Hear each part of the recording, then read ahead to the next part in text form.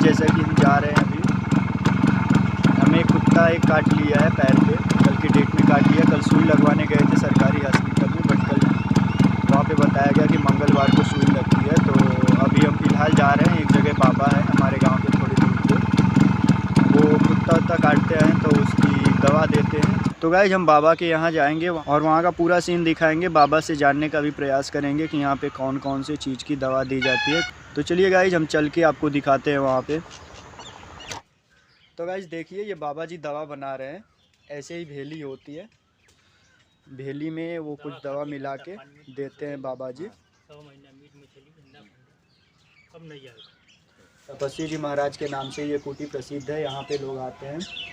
कई तरह की यहाँ पे दवाई दी जाती है, जैसा कि हमें कुत्ता काटा हुआ था। बाबा जी यहाँ पे कौन कौन सी चीज़ की दवा दी जाती है, जैसा हमें तो कुत्ता काटा हुआ था, कुत्ता काटने के अलावा और यहाँ पे कौन कौन सी चीज़ की दवा मिलती है? यहाँ कुत्ते की दवा दी जाती है और वर्जित जो है उनको 1.25 महीने मीट मछली अंडा दारू शराब जो है कुत्ते और बिल्ली और हाँ। कोई भी जानवर हो। और पशुओं के लिए भभूत दिया जाता है। पशुओं के लिए जैसे कौन कौन से रोग के लिए आप भभूत यहाँ पे मिलती है बाबा? देखिए उनको वही पैर में क्या होता है, खुरपका, पका हुआ जो है हाँ। ये जो कोई महामारी हो या महामारी भी हो, कोई महामारी जैसे लार और टपकने लगता हाँ, है वो भभूत उनको दे दिया जाता है। पूरे शरीर जो है उनको पोतने के लिए खाया जाता है। और हनुमान जी का जो है आहुति दे करके उनको मंगलवार को प्रसाद बांटने के लिए कहा दिया जाता है। जी। तो जैसा कि आप देख रहे हो गाइज, बाबा बता रहे हैं कि यहाँ पे जो पशुओं के मुंह से लार टपकने लगता है, लोग यहाँ पे गांव के भाषा में बोलते हैं भैंस या पशु हरा जाती है, लोग बोलते हैं, तो उस चीज़ की दवा भी यहाँ पे मिलती है, यहाँ पे भभूत दी जाती है। कुत्ता, बंदर, बिल्ली, ये सब सारे जीव जैसे काट लेते हैं तो यहाँ पे उन चीज़ों की दवा दी जाती है। और बहुत प्राचीन ये कुटी है, लगभग 500 वर्ष पुराना एक कुटी है। तपसी महाराज जी का राम शरण दास जी के नाम से विख्यात थे जो है। ये पहले हेतिनपुर के निवासी थे, वहाँ से चलकर आकर यहाँ जो है बनपुरा स्थान में जो है विराजमान जो है। हेतिनपुर कौन से जिला में है अभी? गोरखपुर जिला में सहवा महवा गांव है, गोरखपुर जिला में ही है। वहाँ के ये बाबा निवासी थे, तपस्वी महाराज के नाम से जो प्रसिद्ध हुए। वहाँ से यहाँ चल कर आए और यहाँ पे बुढ़नपुरा में अपनी कुटी बनाए। बाबा जी की शक्तियों के विषय में जानते हैं, वो जो तपस्वी महाराज जी थी उनकी क्या क्या शक्तियाँ थी?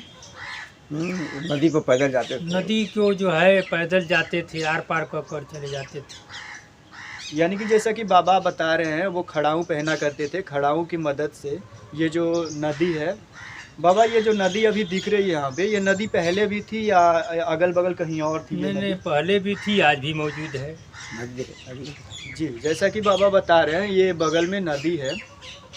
ये नदी पहले भी जब यहाँ पे बाबा कुटी बनाए आज के 500 साल पहले, तो भी ये नदी यही थी, आज भी ये नदी यही है गाइज। इतनी शक्ति थी तपस्वी महाराज जी के पास कि वो अपने खड़ाऊ पहनने के बाद नदी के पानी के ऊपर नदी को पार कर जाते थे। नदी के पानी में उनका पैर नीचे नहीं जाता था, उनका भुजरा था, भुजरा रहते थे। और यहाँ पे बताया जा रहा जमीन के अंदर, बाबा जी के द्वारा बताया जा रहा है हमें कि वो ज़मीन के अंदर रहते थे। वो ज़मीन की खुदाई करके अंदर ही अपना रहने के लिए बना लिए थे और वहाँ ज़मीन के अंदर ही वो रहा करते थे। उनसे मिलना थोड़ा मुश्किल था, लोग ज़मीन के अंदर नहीं जाते थे और वो जानबूझ के भी लोगों के सामने कम आया करते थे। और तपसी महाराज जी के बाद जो नगमा के महावीर दास जी जो है वो महंत हुए जो है जी।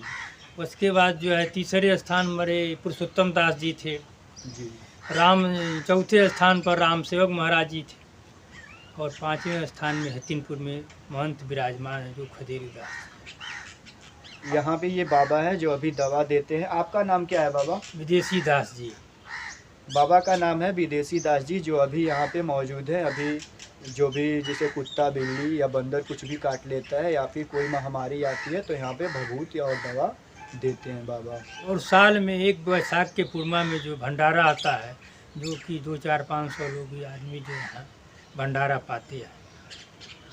जी। साल में बैसाख पूर्णिमा के दिन बाबा बता रहे हैं यहाँ पे बहुत विशाल भंडारा होता है। 400 से 500 लोग यहाँ पे भोजन करते हैं और भंडारा में शामिल होते हैं। महायज्ञ होता है। महायज्ञ होता है और भंडारा में शामिल होके महात्मा जी का आशीर्वाद प्राप्त करते हैं। थोड़ा सा अंदर चल के हम दिखाते हैं।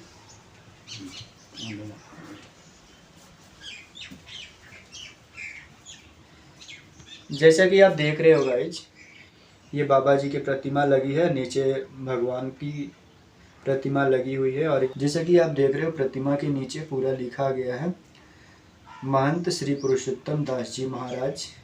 और यहाँ पे ये जो दीप जला हुआ है, ये दीप हमेशा जला रहता है।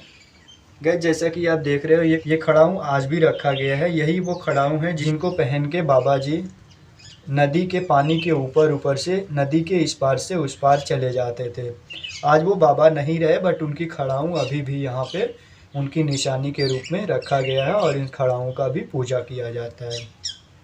ये खपड़े का जो पहले मकान हुआ करता था, वो यहाँ पे खपड़े का मकान आज भी आपको देखने को मिल जाएगा गाइस। आज जो यहाँ पे बाबा पुजारी जी हैं वो इसी में रहा करते हैं। ये बहुत ज़्यादा समय का बना हुआ है गाइस। जैसा कि आप देख रहे हो, इन लकड़ियों की डिज़ाइन से आपको पता चल रहा होगा।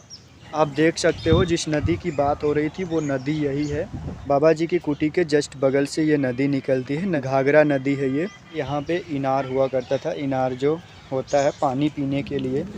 गाइस आपको दिखाना चाहेंगे यहाँ पे जो ये कुटी है, इस पे सरकार को बिल्कुल ध्यान देना चाहिए। हाँ, बड़ी प्राचीन तपसी महाराज की कुटी है। बहुत प्राचीन, काफ़ी प्राचीन मंदिर है। आज के 500 साल पहले का ये मंदिर है गाइस।